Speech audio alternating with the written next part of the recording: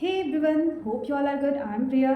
तो फाइनली आज मैं स्कोर कार्ड आप सबके साथ शेयर करूँगी अपना आरआरबी पीओ मेंस का। क्योंकि प्रीलिम्स का स्कोर कार्ड तो मुझे बिल्कुल भी नहीं मिल रहा, पता नहीं कहाँ चला गया वो। बट मैं बता दूँ कि मैंने पिछले बार 57 अटेम्प्ट किया था, जो कि मैं बिहार से फिल की थी, और उसमें भी मेरे मार्क्स नॉर्मलाइज्ड होके बढ़े थे। तो मुझे बस इतना याद है कि कट ऑफ से 8-10 नंबर ऊपर थे मेरे। एग्जैक्ट मुझे याद नहीं कि इसमें कितना बढ़े थे, बट जब एक स्कोर कार्ड देखते तो वो एट अ टाइम का पिक्चर माइंड में याद रहता है कि अच्छा मेरे मार्क्स ऐसे इंक्रीज हुए, तो उस वजह से मुझे ध्यान है। बाकी अभी मैं मेंस का स्कोर कार्ड शेयर कर रही हूँ।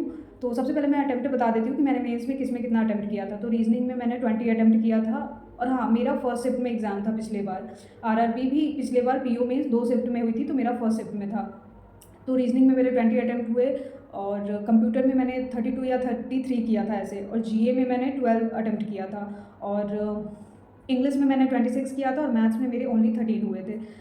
और उसके अकॉर्डिंग आप मेरा स्कोर कार्ड देख सकते हो। रीजनिंग में मेरे 18.75 बनते हैं, जो कि सही है, मतलब एक गलत हुए। बाकी कंप्यूटर में बिल्कुल भी सही नहीं है, क्योंकि 33 मैंने अटेम्प्ट किया, इतने गलत बिल्कुल भी सही नहीं है। हालांकि कंप्यूटर मेरे सही है, मतलब मुझे सही मार्क्स आ जाते हैं उसमें, बट इतने ज़्यादा गलत का मैं बिल्कुल एक्सपेक्ट नहीं की थी कि होंगे, बट हो गए। जीए जीए में तो मेरे इतने मार्क्स आ गए, मुझे ऐसा लग रहा था बहुत आगे, क्योंकि इससे पिछले बार मैं जीए में फ़ेल हो गई थी। मेरे मेंस में कट ऑफ से 2 मार्क्स ऊपर थे, बट जीए में मेरा कट ऑफ ही क्लियर नहीं हुआ था। 2 मार्क्स कट ऑफ गई थी, और मेरे 1.50 ही आए थे इससे पिछले बार मेंस में। तो मेरे अभी भी जीए की कंडीशन वही है। आप सबको पता ही होगा, जो लोग डेली ब्लॉग्स देखते होंगे। मैं ऐसा नहीं है कि मैं करंट अफेयर्स पढ़ती नहीं हूँ, मैं पढ़ती हूँ, बट ना ही मेरे माइंड में रहती है।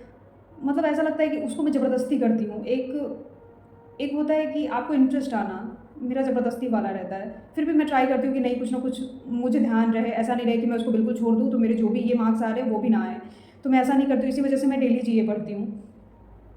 तो जीए में तो फिर भी सही है। इंग्लिश बिल्कुल भी सही नहीं है, क्योंकि इंग्लिश में मैंने 26 अटेम्प्ट किया था, और इससे जस्ट पिछले बार जो मैंने मेंस दिया था, जिसमें मैंने बताया कि कट ऑफ से 2 मार्क्स ऊपर थे, उसमें मेरे इंग्लिश में 20 मार्क्स हैं। तो उसके अकॉर्डिंग पता नहीं कैसे गड़बड़ की, क्योंकि नॉर्मलाइजेशन तो नहीं हुआ, क्योंकि बाकी सारे में रीजनिंग में ओनली 1 गलत हुए। तो ऐसा नहीं है कि नॉर्मलाइजेशन में अगर गलत करते तो काफ़ी कर देते। तो इंग्लिश में मेरे से ही गलती हुआ, मैं काफ़ी निगेटिव करती होंगी, तभी जाके मेरे मार्क्स इतना कम आए हैं। बात कर लेते हैं मैथ्स की। तो मैथ्स में मैंने ओनली 13 अटेम्प्ट किया था, जिसमें से भी गलत हो गए, तो मेरे इतने ही मार्क्स बने। हालांकि मैं मैथ्स में बुरा फंसी थी, मतलब कोई एक डीआई था या कोई तो ऐसा क्वेश्चन था जिसमें मैं गंदा फंसी थी, और मुझे ये पाँचों पेपर देने के बाद रियलाइज़ हुआ कि मैथ्स में मेरे और अटेम्प्ट हो सकते थे, और मैं कम अटेम्प्ट कर पाई। बाकी में मुझे नहीं हुआ, ना ही रीजनिंग में हुआ, कंप्यूटर ये सब में, क्योंकि मुझे मेरे से जितने हो पाते मैंने उतना किया। बट मैथ्स में मुझे ऐसा लग रहा था कि मैं गलत क्वेश्चन पिक करके और अपना टाइम खराब की, और मेरे अटेम्प्ट कम हो गए। तो अभी मुझे लग गया कि हो सकता है क्योंकि मैथ्स में मेरे अटेम्प्ट कम हो गए, तो क्या फाइनल अब बनेगा, क्योंकि मेरिट में आने के लिए तो थोड़े से मेंस में मार्क्स अच्छे होने चाहिए। तो मुझे ऐसा लग गया था। फिर भी मुझे ऐसा लग रहा था कि मेरे जब कट ऑफ आई थी, तो मुझे ऐसा लग रहा था कि मेरे 10 से 12 नंबर ऊपर बनेंगे। बट जिस दिन मेंस का स्कोर कार्ड आया इंटरव्यू के बाद, उस दिन पता लगता है कि मेरे ओनली 1 पॉइंट समथिंग मार्क्स ऊपर है। उस दिन मुझे मेरा फाइनल रिजल्ट तो मिल ही गया था, क्योंकि मेरा इंटरव्यू भी उतना अच्छा हुआ नहीं था जो मैं एकदम होपफुल रखती कि मेरे इंटरव्यू में मिलते हैं 95 98, ऐसा कुछ तो होने वाला था नहीं चमत्कार।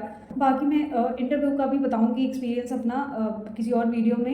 एंड हाँ, आप सब में से काफ़ी सारे लोग मुझसे ये भी पूछ रहे थे कि मैं बैंकिंग के लिए क्या फॉलो कर रही हूँ। जैसे मैं सीबीआई इंटरव्यू का भी कर रही हूँ, तो मैं उसके लिए क्या क्या फॉलो कर रही हूँ, और मैं कंप्यूटर कौन से सोर्स से करती हूँ, और जीके, मतलब काफ़ी सारे लोग कंफ्यूज होते रहते हैं कि मैं कौन सा सोर्स फॉलो करती हूँ, कैसे पढ़ाई कर रही हूँ। तो बाकी अगर आप सबको जानना होगा तो आप लोग कमेंट में पूछना, एंड मैं उस पर डेडिकेटेड वीडियो बना दूंगी। बाकी मैं ब्लॉग्स के थ्रू तो आपको बताती हूँ, बट मैं एक प्रॉपर वीडियो बना दूंगी कि मैं एक्चुअल में अभी इन दिनों क्या क्या फॉलो कर रही हूँ। क्योंकि मुझे इस बार, जो कि मैं रिपीटर हूँ, तो मुझे इस बार सबसे ज़्यादा फोकस जीए और इंग्लिश पे करना है, क्योंकि जीए को छोड़ नहीं सकते।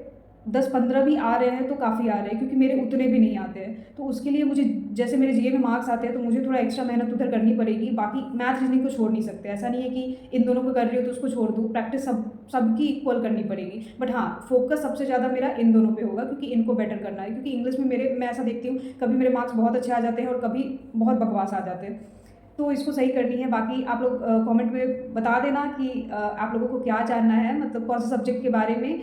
वीडियो से रिलेटेड कोई भी डाउट हो तो आप सब कमेंट पे पूछना, मैं ट्राई करूँगी कि मैं उसको क्लियर करूँ। एंड बाकी कोई भी डाउट हो आप सब पूछ सकते हो। एंड आप लोग चाहो तो टेलीग्राम ग्रुप को भी ज्वाइन कर सकते हो। बाकी वीडियो पसंद आई हो तो वीडियो को लाइक कर देना, चैनल पर नए हो चैनल को सब्सक्राइब कर लेना। मिलते हैं नेक्स्ट वीडियो में। Thank you, bye bye.